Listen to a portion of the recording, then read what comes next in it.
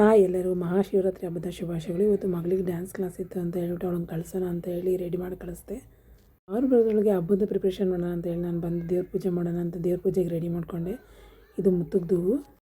ನಾವು ಪೂಜೆಗೆ ಅಂತ ಹೇಳ್ಬಿಟ್ಟು ಮುತ್ತುಗ್ದು ಹೂವು ಮತ್ತು ಬಿಲ್ಪತ್ರೆನ ತರಿಸಿದ್ವು. ಬಿಲ್ಪತ್ರೆ ಇವತ್ತು ತುಂಬ ಶ್ರೇಷ್ಠವಾದದ್ದು ಶಿವರಾತ್ರಿ ಹಬ್ಬಕ್ಕೆ ಅಂತ ಹೇಳ್ಬಿಟ್ಟು. ಮತ್ತು ಮುತ್ತುಗ್ದು ಹೂವು ಸಹ ಇದನ್ನು ಶಂಖಪುಷ್ಪ ತುಂಬೆ ಹೂವು ಈ ಥರದ್ದೆಲ್ಲ ತಂದು ಪೂಜೆ ಮಾಡ್ತಾರೆ ಶಿವಂಗೆ ಈ ಥರ ಪುಷ್ಪಗಳನ್ನೆಲ್ಲ ಅರ್ಪಿಸಿ ನಮ್ಮ ಮನಸ್ಸಲ್ಲೆಲ್ಲ ಬೇಡ್ಕೊಂಡ್ರೆ ಈಡೇರುತ್ತೆ ಅಂತ ಹೇಳಿ ಪೂಜೆನ ಮಾಡ್ತೀವಿ. ಇದೆಲ್ಲ ಆದಮೇಲೆ ನಾನು ದೇವರ ಅಲಂಕಾರ ಎಲ್ಲ ಮುಗಿಸು ತಂಬಿಟ್ಟು ಮಾಡೋಣ ಅಂತ ಹೇಳಿ ತಂಬಿಟ್ಟಿಗೆಲ್ಲ ರೆಡಿ ಮಾಡಿಕೊಂಡೆ. ತಂಬಿಟ್ಟಿಗೆ ಮೊದಲು ಕಡಲೆನ ಬಿಸಿ ಪುಡಿ ಮಾಡ್ಕೊಂಡಿದ್ದೆ.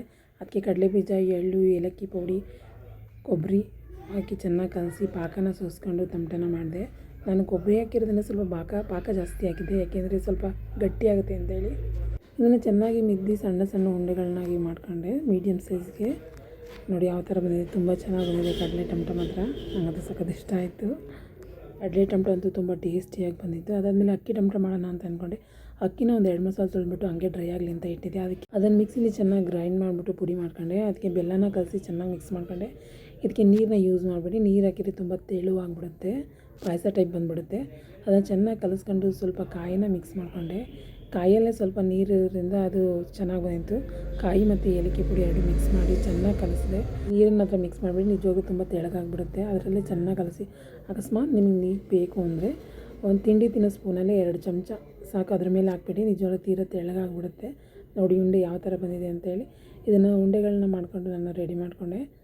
ತುಂಬ ಚೆನ್ನಾಗಿ ಬಂದಿತ್ತು. ಇದಾದಮೇಲೆ ನಾನು ಮಾಡಿದೆ ಹುಳ್ಳಿಕಾಳನ್ನ ಒಂದು 5-6 ವಿಷಲ್ ಕೂಗಿಸ್ಕೊಂಡ್ಬಿಟ್ಟು ಅದನ್ನು ನೀರೆಲ್ಲ ಬಸ್ಬಿಟ್ಟು ಮತ್ತೆ ಬೇರೆ ನೀರು ಒಂದ್ಸಲ ವಾಶ್ ಮಾಡ್ಕೊಳ್ಳೋಣ. ಇದಾದಮೇಲೆ ಪಾಕ ಕಾಯಕ್ಕಿಟ್ಟಿದ್ದೆ. ಪಾಕ ಕಾಯೋದಾದಮೇಲೆ ಹುಳ್ಳಿಕಾಳು ಹಾಕಿ ಚೆನ್ನಾಗಿ ಹುರ್ಕೊಂಡು ಅದಕ್ಕೆ ಕಾಯಿ ಮತ್ತು ಏಲಕ್ಕಿ ಪುಡಿನ ಹಾಕಿ ಹುರ್ಕೊಂಡಾದ್ಮೇಲೆ ಅದನ್ನು ಜಾರ್ಗೆ ಹಾಕಿ ರುಬ್ಕೊಂಡು ಮತ್ತು ತಮಟ ಮಾಡ್ಕೊಳ್ಳೋಣ ಅಂತೇಳಿ ತಮಟ ಮಾಡಿದೆ. ನಿಜವಾಗ್ಲೂ ತಮಟ ತುಂಬ ಚೆನ್ನಾಗಿ ಬಂದಿತ್ತು. ಹುಳ್ಳಿಕಾಳು ಟಮಟ ಆರೋಗ್ಯಕ್ಕೂ ತುಂಬ ಒಳ್ಳೆಯದಿದೆ.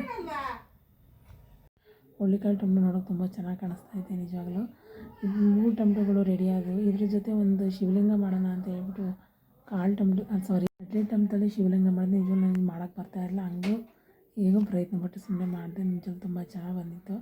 ಅಕ್ಕಿ ಟಮಟಲ್ಲಿ ವಿಭೂತಿ ಮಾಡಿ ಹುಳ್ಳಿಕಾಳಲ್ಲಿ ತ್ರಿನೇತ್ರ ಮಾಡಿದೆ. ತುಂಬ ಚೆನ್ನಾಗಿ ಬಂದಿದೆ. ನಾನು ಸ್ವಲ್ಪ ಚೆನ್ನಾಗಿ ಬಂದಿತ್ತು. ಮತ್ತು ಎಲ್ಲರಿಗೂ ಮಹಾಶಿವರಾತ್ರಿ ಹಬ್ಬದ ಶುಭಾಶಯಗಳು. ಮತ್ತು ಪೂಜೆಗೆಲ್ಲ ವ್ಯವಸ್ಥೆ ಮಾಡಿದೆ. ಅಷ್ಟರಲ್ಲಿ ಅಪ್ಪ ಮಗಳು ಸಹ ಬಂದರು. ಪೂಜೆ ಮಾಡೋಣ ಅಂತ ಹೇಳ್ಬಿಟ್ಟು ನೈವೇದ್ಯಕ್ಕೆ ತಂಬ ಇಟ್ಟಿಟ್ಟು ಪೂಜೆನ ಶುರು ಮಾಡಿದೆ. ಅದಾದಮೇಲೆ ನಾನು ತುಪ್ಪ ಕಾಸಿದ್ದೆ ಮನೆಯಲ್ಲೇ ಬೆಣ್ಣೆ ಮಾಡಿ ತುಪ್ಪದ ದೀಪ ಹಚ್ಚೋಣ ಅಂತ ಹೇಳ್ಬಿಟ್ಟು ಇವತ್ತು ಅದೇ ದೀಪನ ಹಚ್ತಾಯಿದ್ದೀನಿ, ತುಪ್ಪದ ದೀಪ ಹಚ್ಚೋಣ.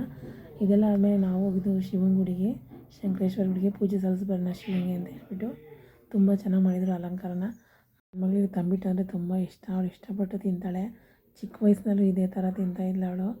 ಇದು 2022 ಈ ವಿಡಿಯೋ ನೋಡಿ ಹೇಗೆ ಇಷ್ಟಪಟ್ಟು ತಿಂತಾಳೆ ಅಂತ.